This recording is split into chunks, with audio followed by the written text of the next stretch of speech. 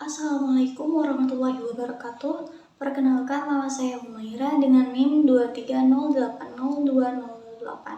Di video ini saya akan memaparkan hasil analisis statistik mengenai tingkat pengangguran terbuka berdasarkan jenis kelamin dan tingkat pendidikan di Indonesia tahun 2024. Isu pengangguran menjadi perhatian utama dalam perumusan kebijakan publik. Jadi, pemerintah perlu memahami kelompok mana yang paling rentan mengalami pengangguran agar kebijakan dapat lebih tepat sasaran. Oleh karena itu, saya menganalisis data dari Badan Pusat Statistik untuk mengetahui bagaimana tingkat pengangguran terbuka dipengaruhi oleh faktor jenis kelamin dan tingkat pendidikan.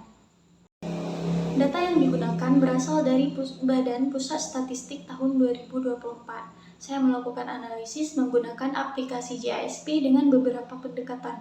Yang pertama, statistik deskriptif, yaitu untuk mengetahui sebaran data dan rata-rata tingkat pengangguran terbuka.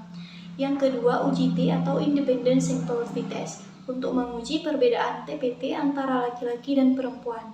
Dan yang ketiga, uji ANOVA atau Onway ANOVA, untuk melihat apakah terdapat perbedaan TPT antar jenjang pendidikan. Akan tetapi, uji ANOVA tidak valid dilakukan karena tiap kelompok hanya memiliki satu data poin, sehingga tidak memenuhi syarat perhitungan ANOVA. Berdasarkan jenis kelamin, TPT laki-laki adalah 4,90% dan TPT perempuan adalah 4,92%. Kemudian kedua, berdasarkan tingkat pendidikan, TPT tertinggi terjadi pada lulusan SMK yaitu 9,01% dan TPT terendah pada lulusan tidak atau SD yaitu 2,32%. Rata-rata TPT dari seluruh jenjang pendidikan adalah 5,83% dengan standar deviasi 2,34 dan menunjukkan adanya variasi cukup besar antar kelompok pendidikan. Hasil uji T menunjukkan p-value sebesar 1,0 yang artinya tidak ada perbedaan signifikan secara statistik antar kedua kelompok.